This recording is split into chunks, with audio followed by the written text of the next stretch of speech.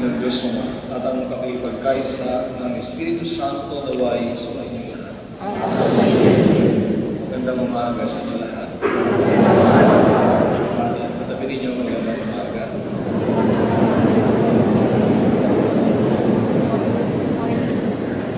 Ngayon ay pumapasok tayo sa unang linggo ng Adbyento, ang unang linggo ng tinatawag natin kalendaryo ng simbahan, liturgical calendar of the Church.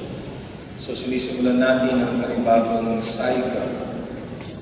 So last year, ginawa natin ang cycle B. So ngayon ay cycle C. So alam natin, in the Church, there are three important cycles. Cycle A, B, and C. At sa taong ito ay pagninilayan natin ang Ebanghelyo ni San Lucas. Kaya ito ang unang araw, unang linggo na tinatawag na kalendaryo ng simbahan. Kaya ito ang greetings dito ay Happy New Year. Okay. Happy New Year in the Church calendar. So ngayon sinisimulan natin sa panahon ng Adbyento ang pag-aalaala natin sa pagdating ng Panginoon at paghihintay natin sa Kanya. Kaya mga kapatid, aminin natin ang ating mga kasalanan upang tayo maging marapat sa banal na Panginoon.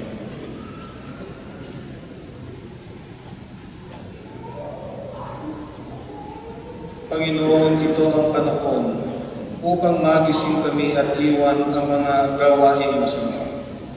Panginoon, gawan mo kami, gawan mo kami.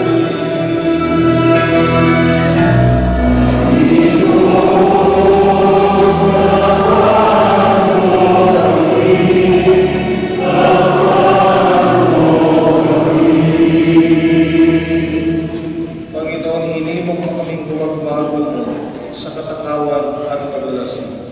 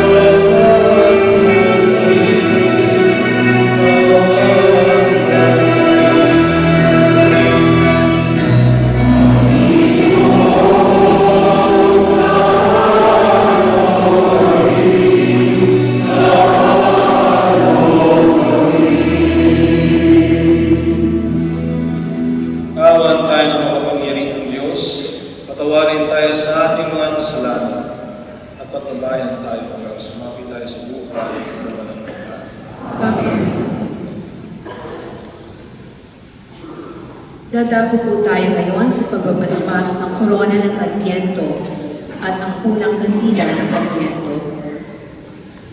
Ang korona ng Adbyento ay may 4 na kandila na may 3 kulay, lila o violet at isang kulay rosas o pink na sagisag ng marundo na pagnanasang salubungin ang pagdating ng Panginoon. Sa loob ng 4 na linggo, sisindihan natin isa-isa ang mga ito bago sumapit ang araw ng Pasko.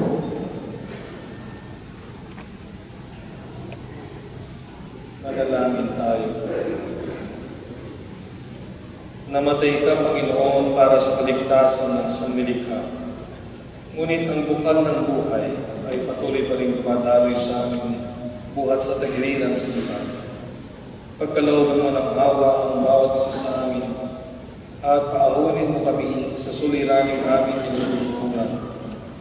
Basbasan mo, Panginoon, ang koronang ito ng Adbyento na siyang sagisag ng aming mga saloobin, ang aming pag-asa sa likod ng pusigit na kadiliman ay may isang munting liwanag na unti-unting maglilim at tatanglaw sa aming landas. Ikaw ang liwanag na iyon na dati namin kapilin. Liwanagan mo ang puso at isipan ng bawat isa at kahit aming lahat sa buhay na di magmamaliw ngayon at magpasawalang hanggan. Amen.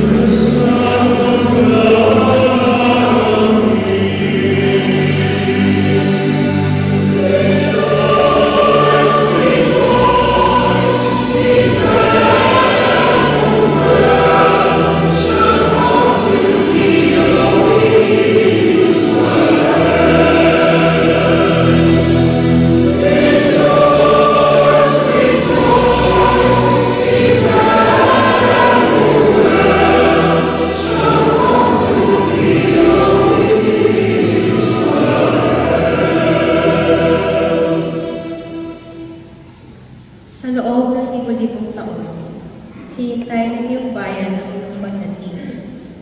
Noong dumating ka naman, marami sa kanila ang di man lamang nalaman na dumating ka na. Sa pagdiriwang namin ng iyong unang pagdating, pagkalooban mo kami ng biyayang makilala ka rin namin sa iyong ikalawang pagdating. Nawa, ang liwanag na ito ang siyang magbukas sa kadiliman na dulot ng terorismo, pagsasamantala, katiwalian, at ang pagbaba ng antas ng moralidad. Ito ang aming samo at hiling sa iyo, ikaw na nabubuhay at naghahari, magpasawalang hanggan.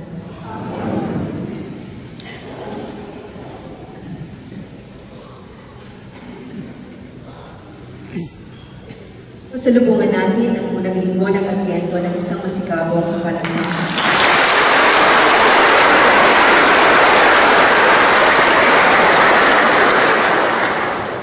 Manalangin tayo. Ama naming makapangyarihan, bigyan mo kami ng paninindigang tumahak sa landas ng kabutihan. Sa pagdating ni Kristo, mapasalubong nawa kaming may mabubuting gawa upang kapiling niya sa gawing kanan kami ay makapisa sa iyong pinagaharihan. Sa pamamagitan niya kasama ng Espiritu Santo, magpasawalang hanggan. Amen.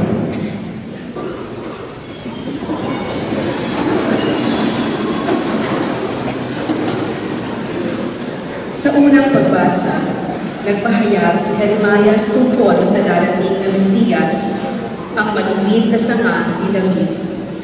Hindi lamang nito ibabalik ang kalwalhatian ng angkan ni Haring David. Si Jesus ang magiging walang hanggang hari ng lahat ng sanlibutan. Pagbasa mula sa aklat ni Propeta Jeremias.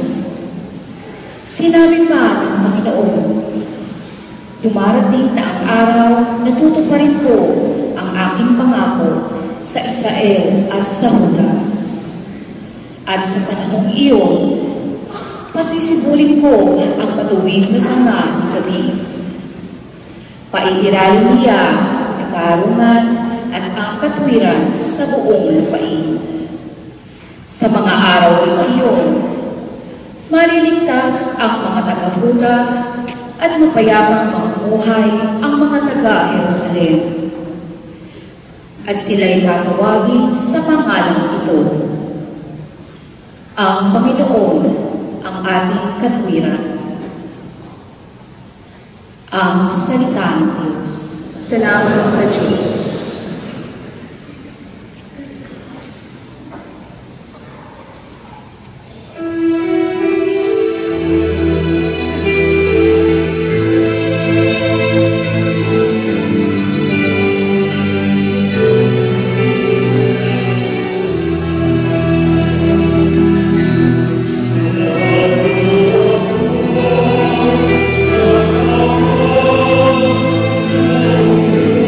Oh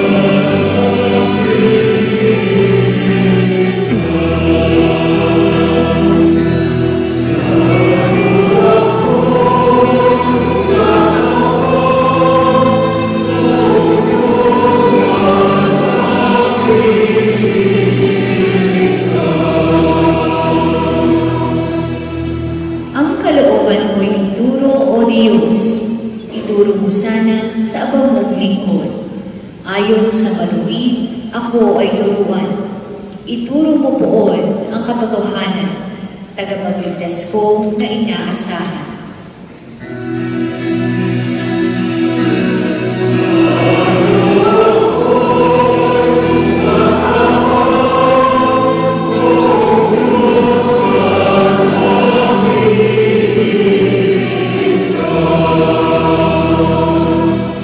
Mabuti ang poon at makatarungan sa mga sarili, guro at patnubay.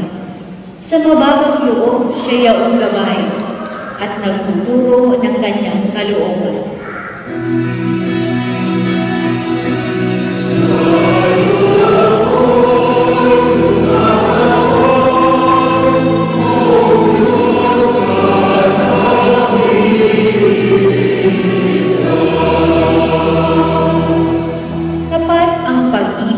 Siyang umaakay sa tumatalima sa utos at tipan.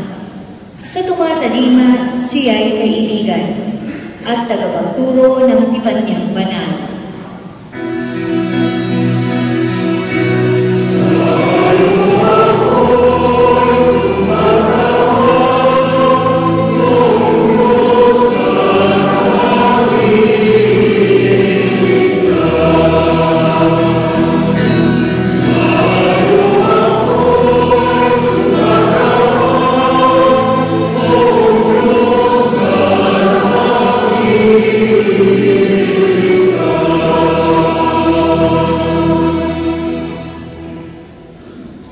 Itinuturo ni Pablo ang tamang paraan ng paghahanda sa pagdating ng panahon ng Panginoon, ang mabuhay ng matuwid at may malasakit sa kapwa.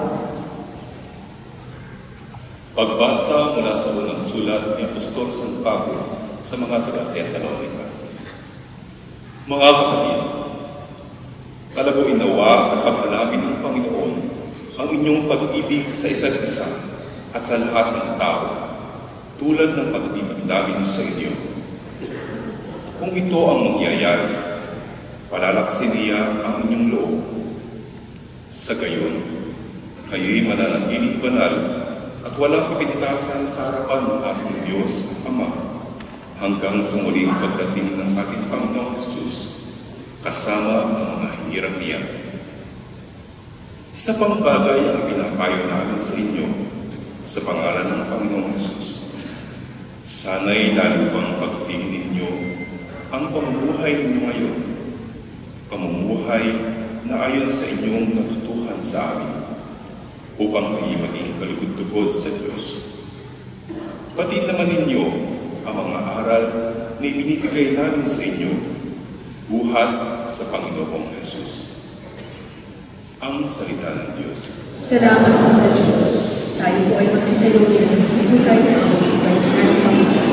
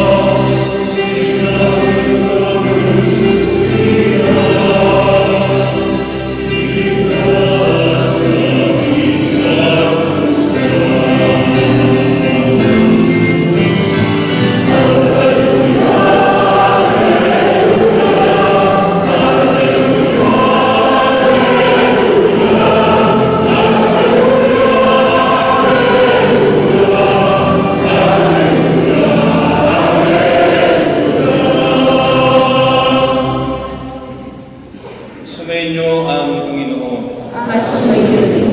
Ang mabuting balita ng Panginoon ayon kay San Lucas. Mapuri sa iyo, Panginoon. Noong panahong iyon, sinabi ni Jesus sa kanyang mga alagad, magkakaroon ng mga tanda sa araw, sa buwan at sa mga bituin. Sa lupa, ang mga bansa ay masisindak at malilito dahil sa ugong at mga daluyan ng dagat.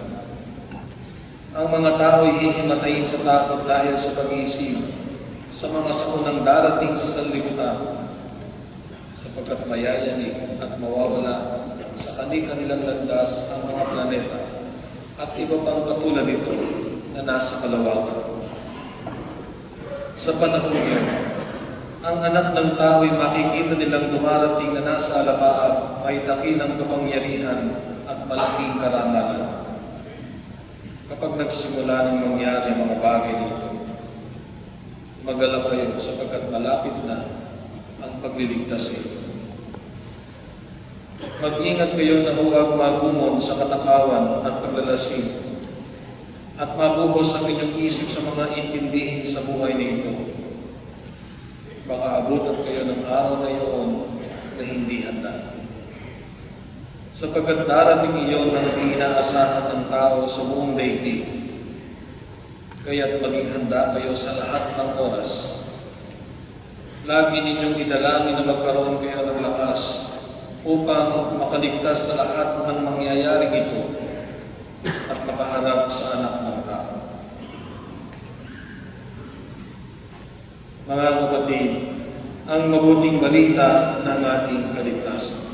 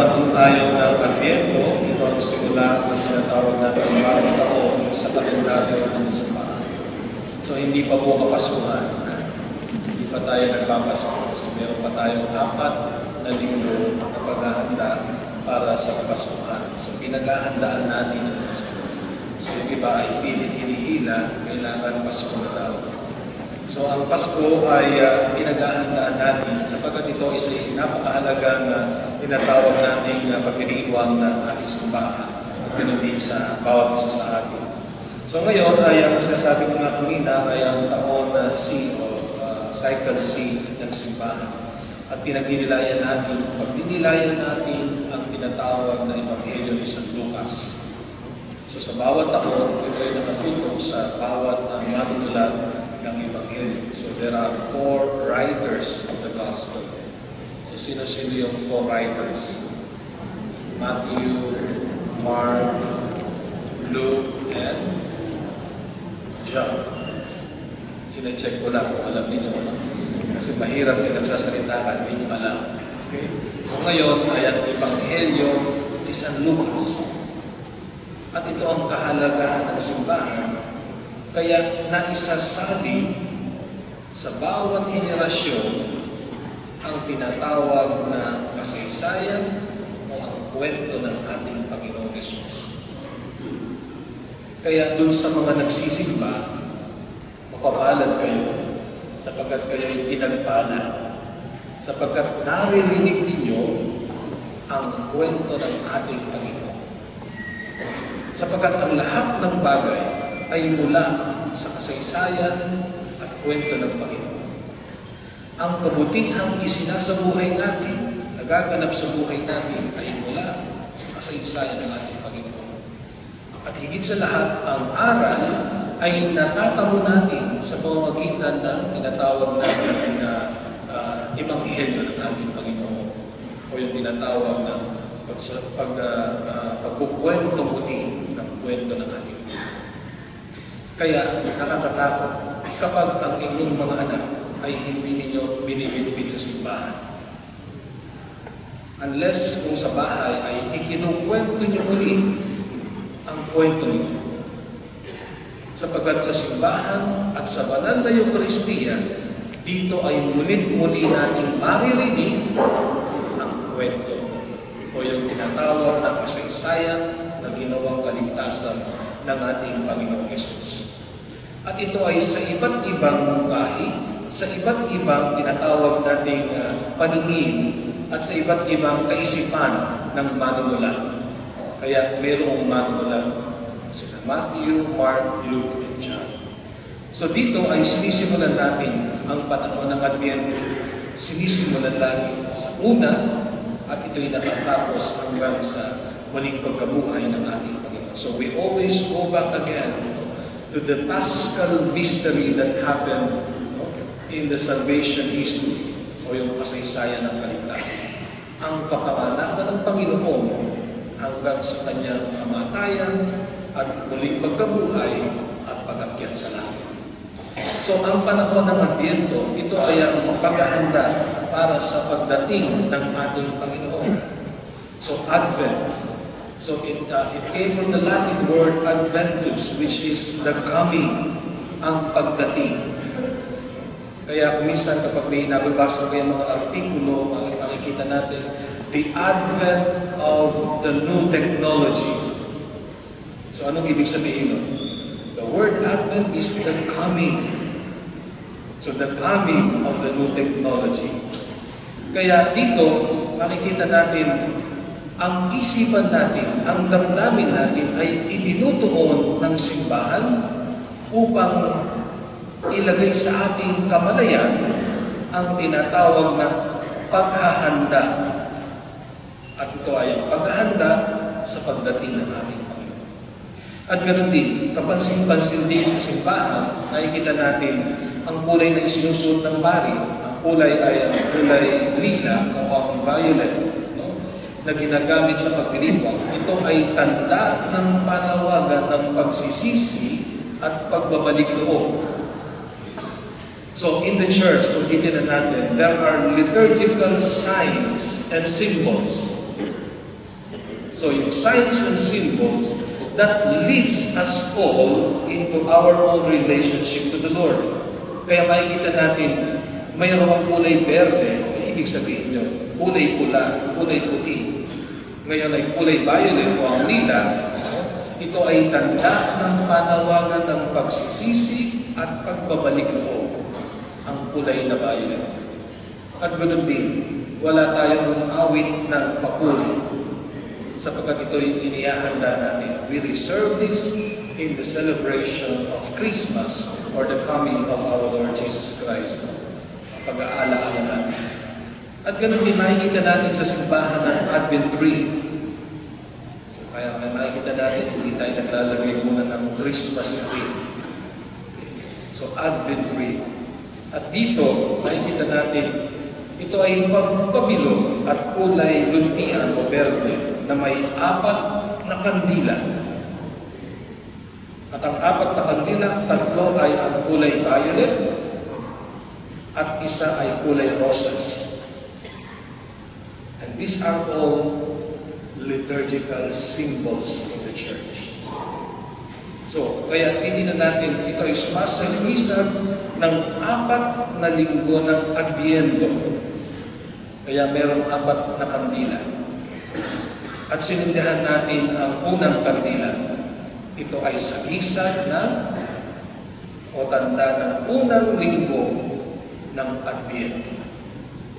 At ito ay kulay lila. So, ang kandila, alam natin, ito ay tanda ng liwanag. Sapagkat ang hatid ng Panginoon ay liwanag. Ang dinala ng Diyos ay liwanag. Kaya ito ay sinisindihan natin. At ito ay mahalaga sa atin upang matuon ang isip natin at damdamin natin sa paghahanda. So sa makatuwid, hindi pa po Pasko. Tayo ay dinadala ng simbahan upang paghandaan ang pagdiriwang nito ng Panginoon. Kaya sa panahon ng Adbyento, makikita natin ang paghahanda. May 2 bahagi ang Adbyento. Ang unang bahagi, ang una ay ang pag-aala-ala at ang ikalawa ay ang paghahanda. So, pag-aala-ala, tinatawag natin memory, memorial. At ang ikalawa, kaya tinatawag natin preparation. So, sa dalawang bahagi ito ng Adbyento, may inaala-ala tayo. At ano yung inaala-ala natin? Ang unang pagdating ng Panginoon. So we go back again to that story.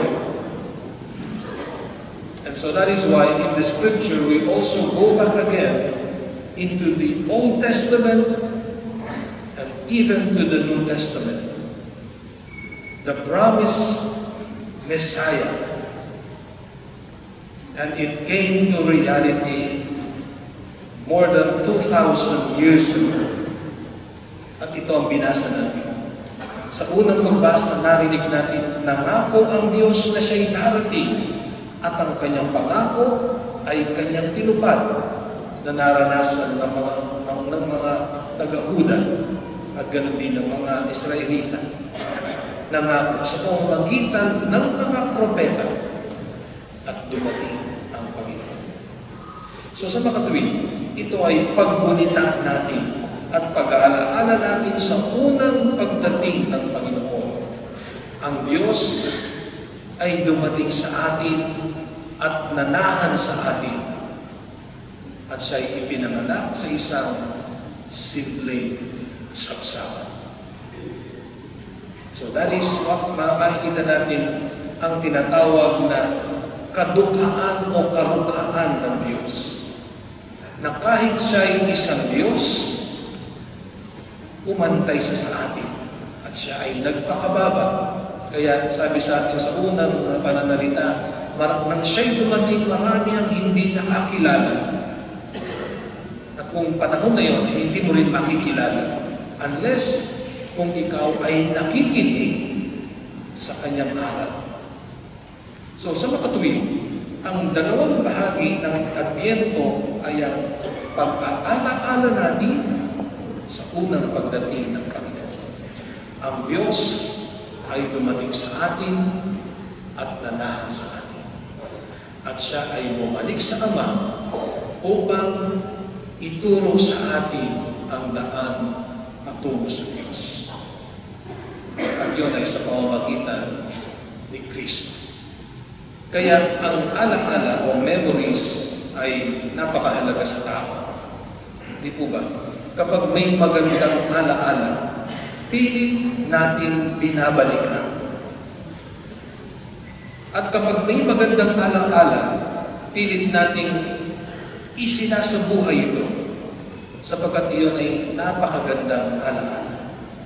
Ngunit ang mga pangit na ala-ala ay pilit natin ibinabaon at nililin. Ngunit ang ala-ala na ginawa ng Diyos from generation to generation, binabalikan natin. Sapagkat ito ang kagandahang loob ng Diyos sa atin. So may nag-text, sagutin mo na. Okay. So, ala-ala na ibinigay sa atin ng ating Panginoon. Ang ikalawang bahagi ng Adbyento na dapat nating ituon ang isipan natin at damdamin ay ang paghahanda natin sa ikalawang pagdating ng Panginoon. So, binanggit niya, ako ay babalik.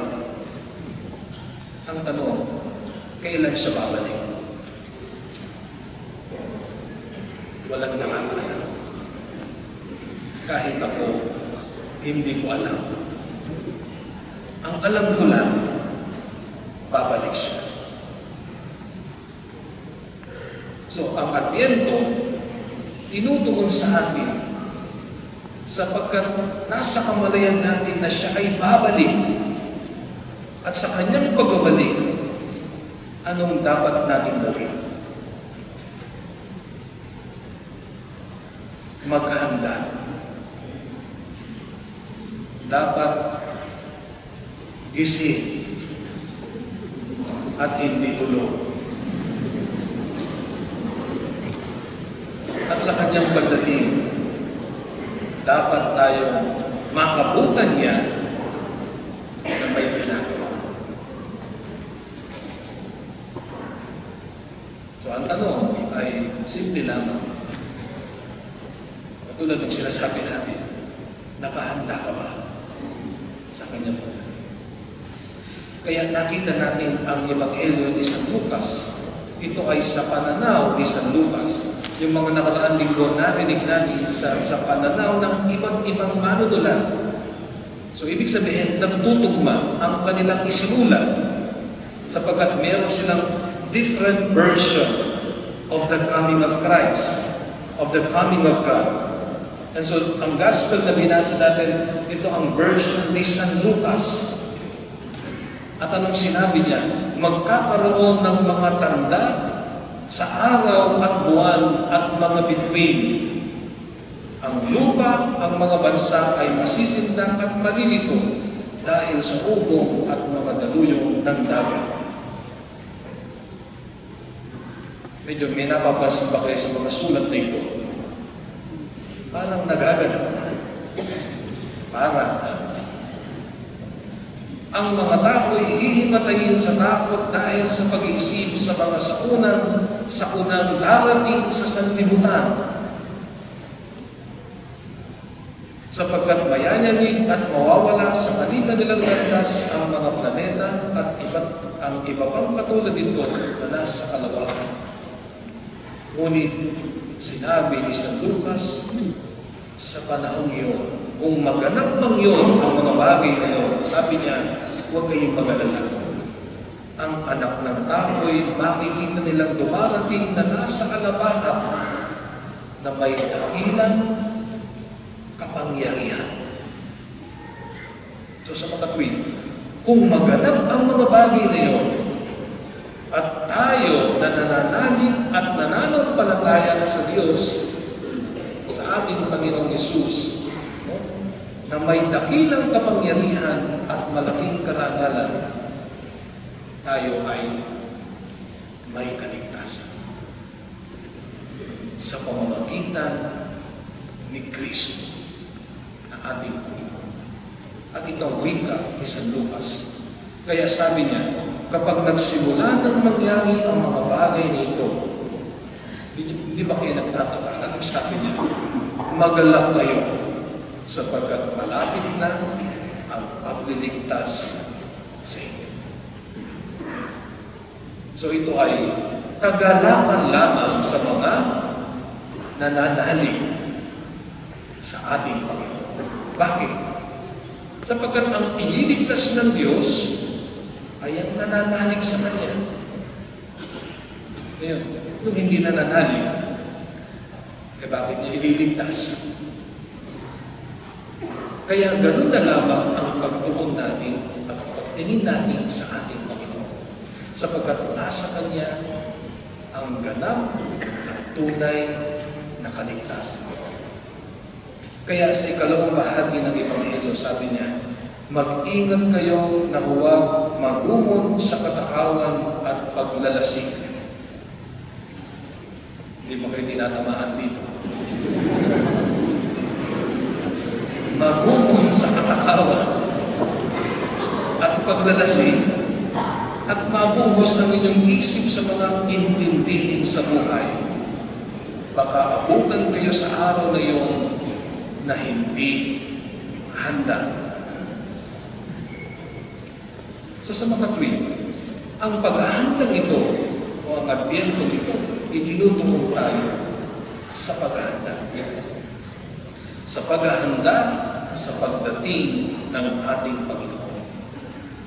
At ang paghahanda ito ay ang tinatawag na paanyaya sa atin ng ating Panginoon. Na dumating man ang oras na iyon o ang araw na iyon, tayo ay aabutan handa sa Kanyang pagdating. Ngayon, ano ang mga paghahandang dapat natin gawin? Ano yung mga paghahandang dapat natin gawin? Ang paghahanda na dapat natin gawin una ay ang pagbabalik loob sa Diyos. ang pagsisisi sa kasalanan at pagtalikod sa kasalanan. Naunawaan po ba ninyo? Kaya yung nasa kasalanan, ito na ang tamang panahon sa inyo. Ang patuloy na namumuhay sa kasalanan, ito ang panawagan ng Diyos sa atin. Ang pagsisisi at pagtalikod sa kasalanan. Kung sakaling ang dumating siya, madadagdag tayo ng Panginoon nakahawak. Sapagkat iwinaksin na natin ang kasalanan at tumalikod tayo sa kasalanan ito na nagdadala sa atin sa kadiliman. So, ibig sabihin, ang pagsisi at pagtalikod sa kasalanan. Ang ikalawa, hindi po ba ang paghihintay ay ayaw natin? Sino ang gustong maghintay? Yung nga naghihintay ng boyfriend, girlfriend, init na. Eh yung maghintay pa. Halimbawa, may usapan kayo, 2, 3 oras na hindi pa dumadating. Anong gagawin mo? Aalis ka na rin at magagalit ka. Isusumpa mo siya. Kapag ito'y nag-anyaya pa, hindi mo na siya sisiputin. Anong gagawin mo na? Papanain mo na. So, i-injanin mo na. Diba? So, ibig sabihin,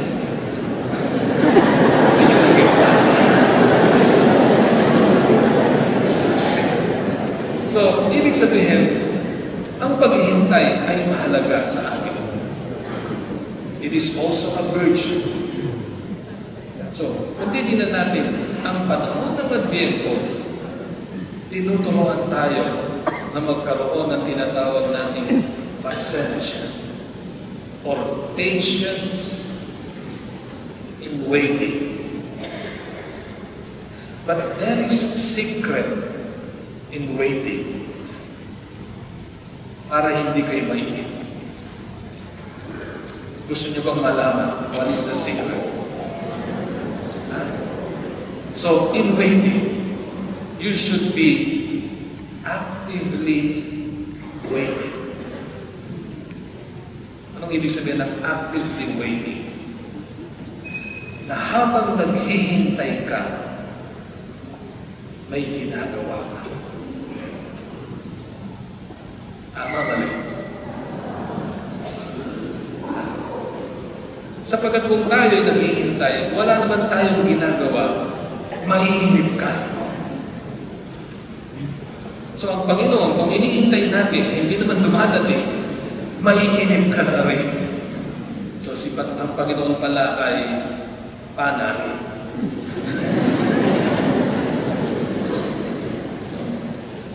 So ibig sabihin, what the Lord is telling us, we should be actively waiting in His return. Mayroon tayong dapat ginagawa while waiting for the coming of Christ. Hindi po ba? Kaya minsan nakikita natin, may mga tao, habang naghihintay, napapansin ko, nagro-rosaryo. Kayo, ginagawa niyo ba yan? Hindi man kayo nagro-rosaryo, habang naghihintay, nagte-text. And that is the sense of that. So, ibig sabihin, may ginagawa ka habang naghihintay ka, kaya hindi mo napapansin ang oras ay mabilis pala. At mapapansin mo na lamang, dumating na siya. At pagdating niya, anong sasabihin mo? Salamat at dumating ka pa.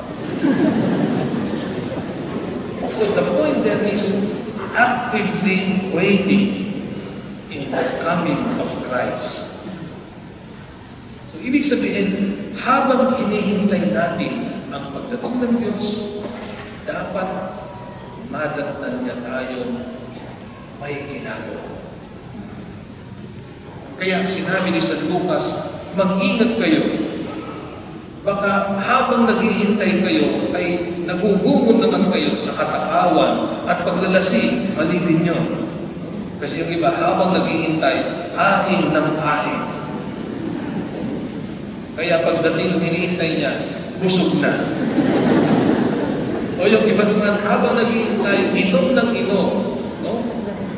Pagdating ng hinihintay, tulog na. Lasing na. Kaya sabi ni San Lucas, mag-ingat kayo na huwag magumon sa katakawan at paglalasing at mabuhos ang inyong isip sa mga intindihin sa buhay. Bakit? Isipin mo man ng isipin ang lahat ng intindihin mo sa buhay ng problema mo, may mangyayari ba? Dalawa lang yung audience ko na dito. Sumasagot. Ha? Gawin mo man lahat ng bagay, isipin mo man ang problema mo, may mangyayari ba? Isipin mo at isagawa mo, may kaganapan ang pangyayari.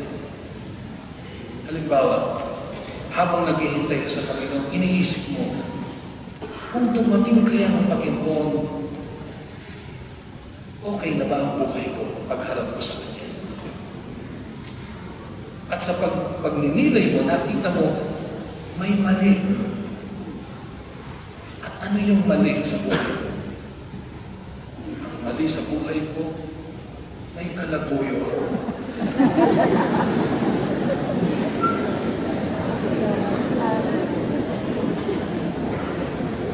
At kung may kalaguyo ka, parental guidance sa mga bata.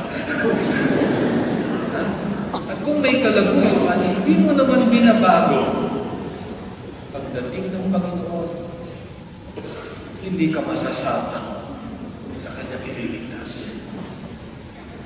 Ngayon, kung ikaw ay naghihintay at may ginagawa ka, nakita mo, mali. Dapat mong baguhin. Tatalikod ako sa kasalanan at lalakad ako sa panibagong buhay.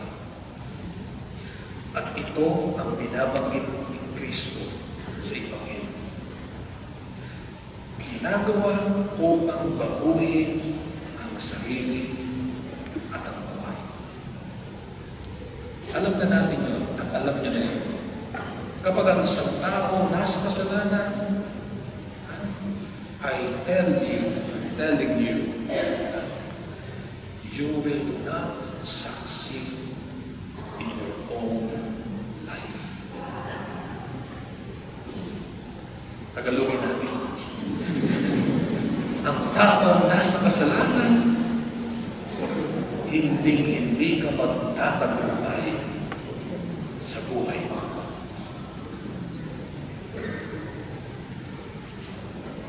Di ba kayo sasagot? Siya nga po. Oo, siya nga po. Totoo yun. Ito isang patutuhan. Sapagkat ang kasalanan ay dadalhin at dadalhin ka sa kadiliman. And it will be more effects in your own life. Maaari kayo, because you are enjoying life. You are enjoying the satisfaction. But later on, you will experience the total darkness of that sin. Kaya sa panahon ng Adbyento, ito ang tinutukan at ito ang tinatawag natin ina-address ng Panginoon sa atin. Ang pagtalikod, lakad sa panibagong buhay. Di po ba, kapag pinapaalalahanan tayo, anong ibig sabihin? mahal mo pa ang tao. Pero kung ikaw ay hindi na, wala ka ng care, wala ka ng love, or you are very indifferent to somebody or to anyone, that means you have no love anymore to that person. So ito ay tanda ng pagmamahal ng Diyos sa atin, kaya pinapaalalahanan tayo upang baguhin ang ating buhay. So sa darating na December 8, ang simbahan, papasok tayo into another Jubilee year. So December 8, tandaan ninyo, ito ang simula ng tinatawag nating Year of Mercy. So, taon ng habag at awa. So ito ay magaganap sa Rome, and then it will be a universal celebration of the Catholic Church. No? So may bubuksan isang pinto doon. Ito yung marks the opening of the Year of Mercy. At ang lahat ng pumasok sa pintong iyon, tatanggap ng ganap na kapatawaran ng kasalanan. So sa Roma yung mangyayari. Kaya kumapunta kayo sa Rome, sa Vatican. Pagdating nyo doon, pumasok kayo doon sa pintong yun, pabalik-balik.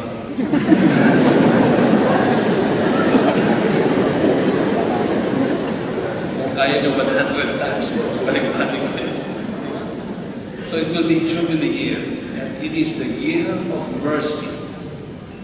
At ito ay ang panahon na kung saan ipinadadama sa atin ng simbahan ang dakila at walang hanggang awa ng Diyos. Kaya anong gagawin? Ang paanyaya. All of us, tayong lahat ay inaanyayahan sa sakramento ng kumpisal. At sa sakramento ng kumpisal, dito natin natatanggap ang awa at pagpapatawad ng Diyos. Pagpasalan niyo, pag pumasok kayo doon sa confessional, at pagkasabi niyo ng kasalanan, hindi sasabihin ng pari, dahil sa kasalanan yan, makukulong ka ng reclusion perpetual.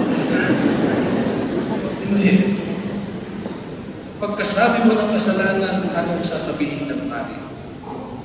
Dahil sa awa at pag-ibig ng Diyos, pinapatawad ka sa iyong mga kasalanan.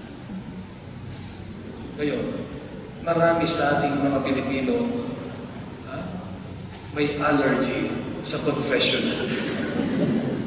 May nagtanong sa akin minsan, pare India, sabi niya, why many Filipinos do not go to confession? Many na.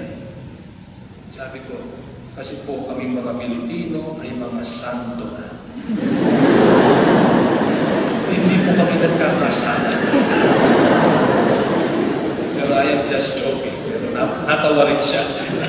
Marami na palang santo. At ang mga santo, mga Pilipino, bakit hindi namumumpisan?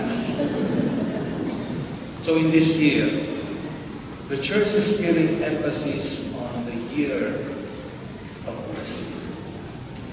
Kahit ano pa mang kabigat na kasalanan sa taong ito,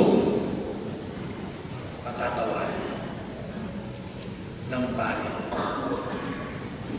Bakit ko sinabi yan? Sapagkat may mga kasalanan reserved to the bishop, reserved to the Holy See, ang kapatawaran. Pero for this year, starting December 8, gaano ang kabigat ng kasalanan ito? Sabi ng Santo Papa, ang lahat ng mga pari ay bibigyan ng kapangyarihan patawarin. Sapagkat may mga kasalanan, sasabihin namin, hindi ko pwedeng patawarin yan. Kailangan sa obispo. Yung obispo dito, minsan-minsan lang dumating. Diba? So, kung biglang dumating, hindi napapatawad yan. Sorry na lang sa'yo. Kami nasa langit, ikaw nasa impyerno. Pero sa taong ito, kahit anong kasalanan, kapag inilapit sa isang pari, tatanggapin ang awa at pagpapatawad ng Panginoon. So ito'y magsisimula December 8 at matatapos next year in the celebration of Christ the King. So maybe in November, before December. So for 1 year, you are given the chance to receive the mercy and compassion upang paghandaan ang pagdating ng Panginoon. Amen. So while waiting for God, let us actively wait for our Lord Jesus Christ sa paggawa ng mabuti at paglalingkod sa kasalanan. So ngayon, sabihin mo sa katabi mo, maghanda ka na. Manahin tayo lahat.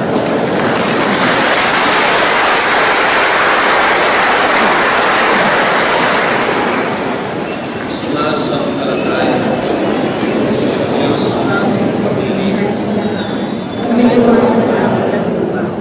Sumasampalataya ang Jesucristo, isang ng Diyos sa Panginoon natin lahat.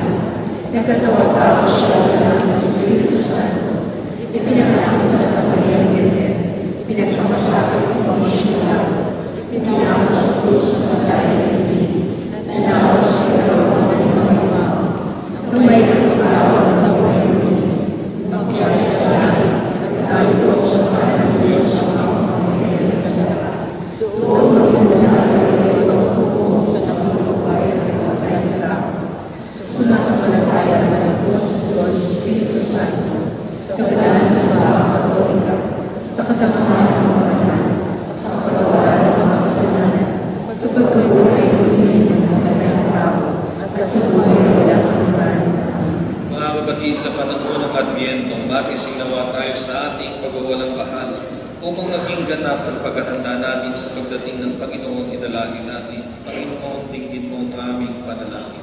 Panginoon, tingin mo ang aming panalangin.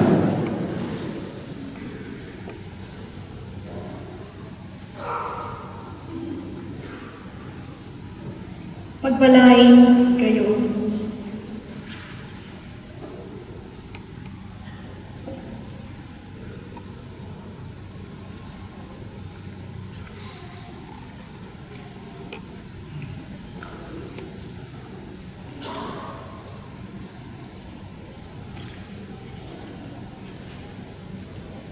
Panginoon, pagpalain mo ang pinuno ng simbahan.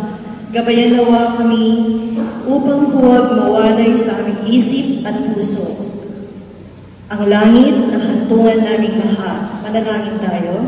Panginoon, tingin mo ang aming panalangin. Panginoon, pagkalooban mo ang aming bayan ng kapayapaan at pagtibayin ng aming loob upang gawin namin ang matuwid at nararapat. Manalangin tayo. Panginoon, tingin mo ang aming panalangin. Panginoon, gabayan mo ang mga pinuno ng pamahalaan at ang mga humahawak ng kapangyarihan. Maglingkod nawa sana sila ng tapat at walang pag-iibot sa bayan. Manalangin tayo. Panginoon, tingin mo ang aming panalangin. Panginoon, akayin mo sa liwanag ng bagong buhay ang mga inaalipin ng kahalayan, pagwawalang bahala, mga bisyo, pagkamuhi at inggit. Manalangin tayo. Panginoon, tingin mo ang aming panalangin. Panginoon, bigyan mo pag-asa ang mga nahihiraman sa buhay. Makatagpo nawa sila ng kalinga, lakas, pag-asa at kagalakan sa iyo sa pamagitan ng kanilang kapwa-tao. Tayo. Panginoon, tingin mo ang aming panalangin. Idalangin natin ang mga pansarili nating kahilingan.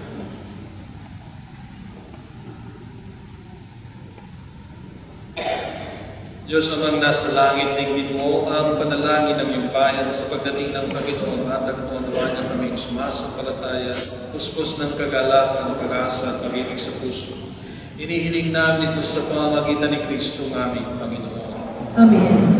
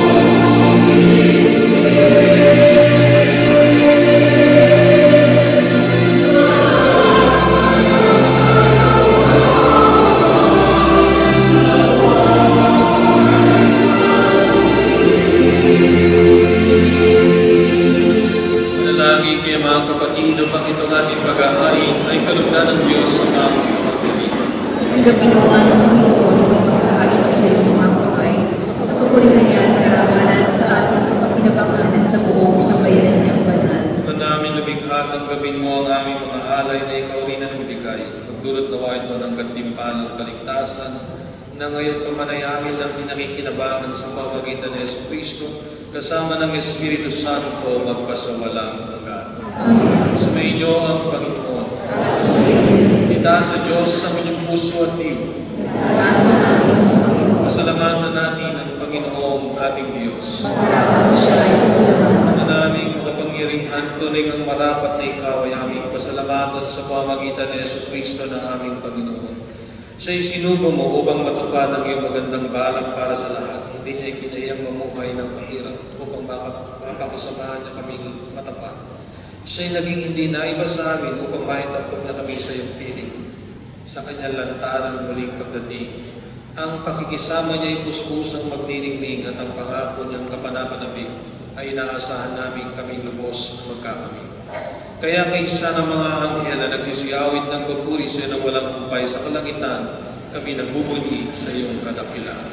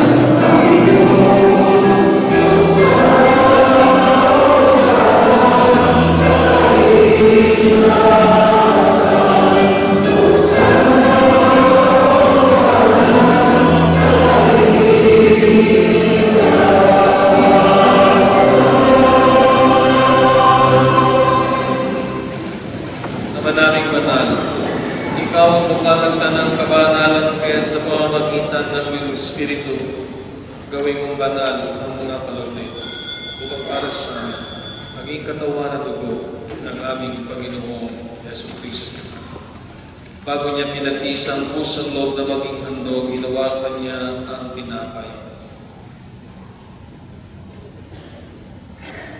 Pinasalamatan kaniya, pinaghati-hati niya.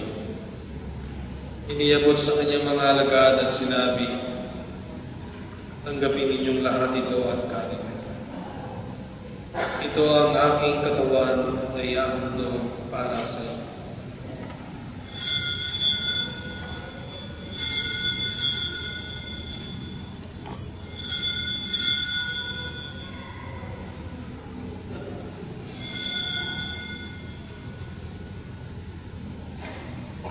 Gayon din naman, nang matapos ang hapunan, hinawakan niya ang kalis, muli kanyang pinasalamatan, iniyabot niya ang kalis sa kanyang mga alagad at sinabi, tanggapin ninyong lahat ito at inumin. Ito ang kalis ng aking dugo ng bago at walang hanggang tipan. Ang aking dugo na ibubuhos para sa inyo at para sa lahat, sa ikapagpapatawad ng mga kasalanan. Gawin ninyo ito sa pag-aalaala sa akin.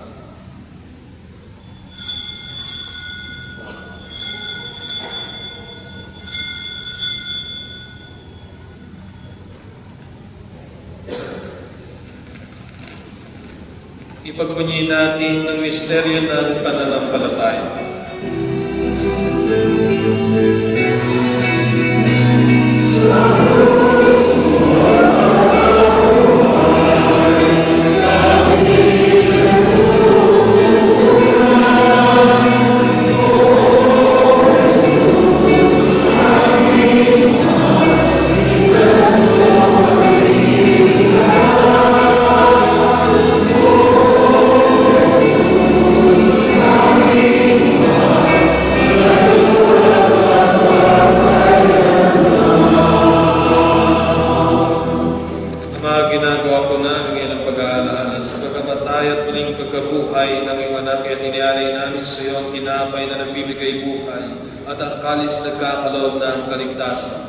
Kami nagpapasalamat dahil kami ang minarapat na tumayo sa harap mo para maglingkod sa iyo. Sinasama namin.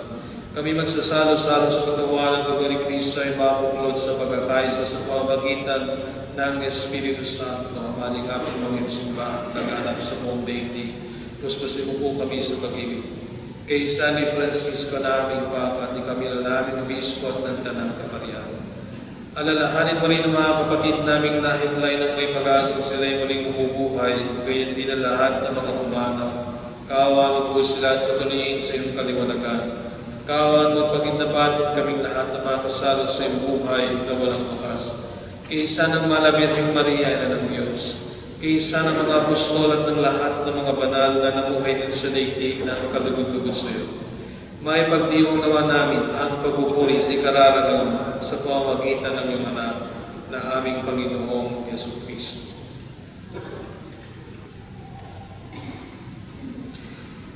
Sa pamamagitan ni Kristo kasama niya at sa Kanya, ang lahat ng parangal at papuri sa iyo, Diyos Amang makapangyarihan, kasama ng Espiritu Santo, magpasawalang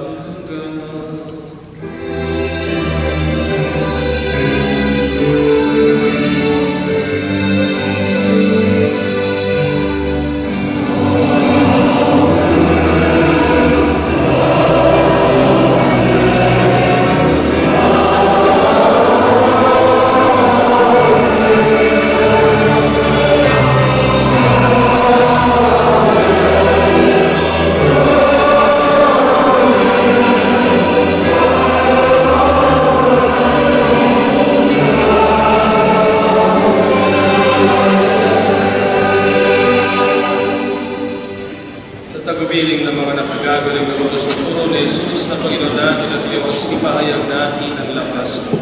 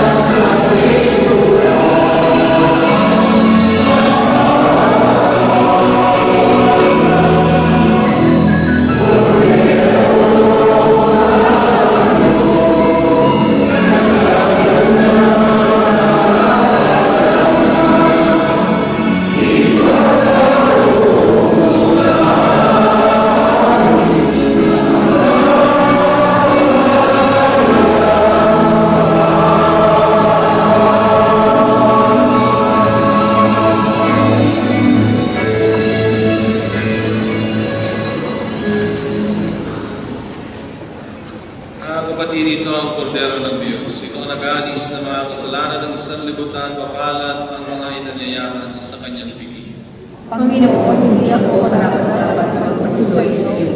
Ngunit sa isang salita mo lamang ay gagaling na ako. Ingatan tayo ng katawan at dugo ni Kristo hanggang sumapit tayo sa buhay. Amen.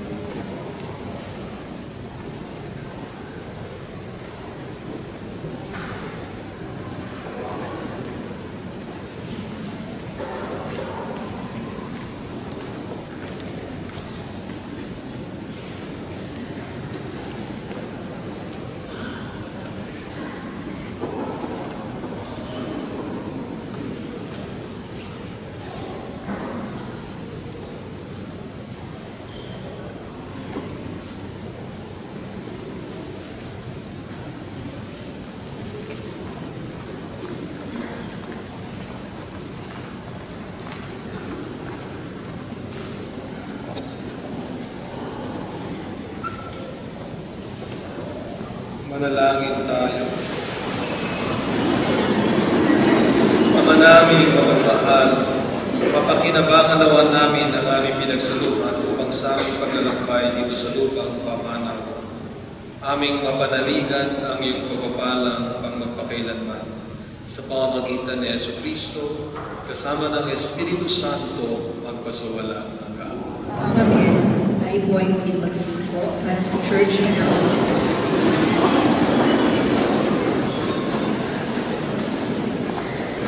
The parish Advent Retreat in English will be conducted by Reverend Father Jason Jasti Siapco from the Philippines from this coming Friday, the 4th of December, until the 9th of December, which is a Wednesday, here at the main church. The theme for the retreat is, "Do not remember the former things, or consider the things of old. I am about to do a new thing." All parishioners are requested to attend the retreat with family in preparation for Advent. For further details, please check the notice board or the banner outside. There won't be any prayer or other activities during the time of the retreat. Also, on Friday, 4th of December, there will be no First Friday adoration, and this is to give way to the parish Advent retreat. The 10 o'clock Mass here at the main church on the same date, 4th of December, will be held at the Our Lady of Arabia Hall and not in the main church. Thank you.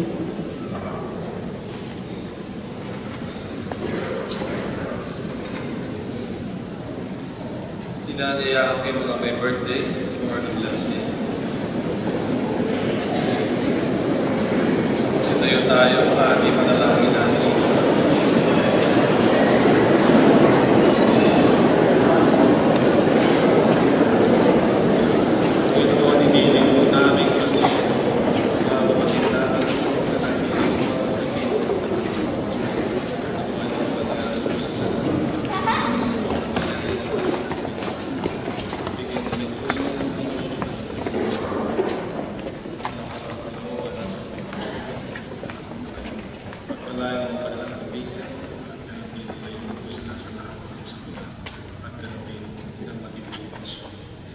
Lahat ng ito inihiling namin sa pamamagitan ni Jesucristo, aming Panginoon.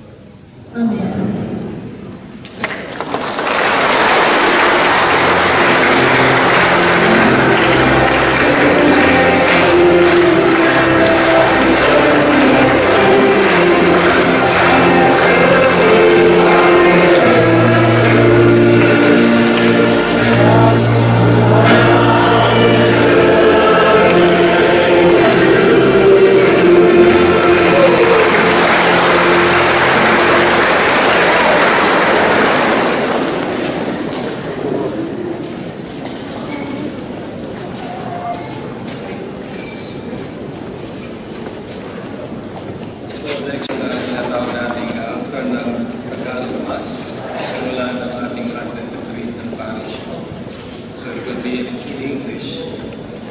Bibigay ay Pilipinong pari. Sinabi kanina si Father Jason. So, inanayaan ko kayo na mabalos sa Advent Retreat nito na gaganapin dito sa ating pamilya. So, simula December 4 hanggang December 9. So, siya ay narito at yung pari ng Pilipino ay mananatili rin hanggang next year. So, siya ay narito hanggang January. Kaya inayayaan ko kayo na tumalog sa Advent Retreat dito ng ating pamilya. Sumayin niyo ang Panginoon. At nawa ay pagpalain kayo, ingatan ang makapangyarihang Diyos Ama, Anak at Espiritu Santo. Ang banal na misa ay ganap na tayo sa pag-ibig ni Kristo. Salamat sa Diyos.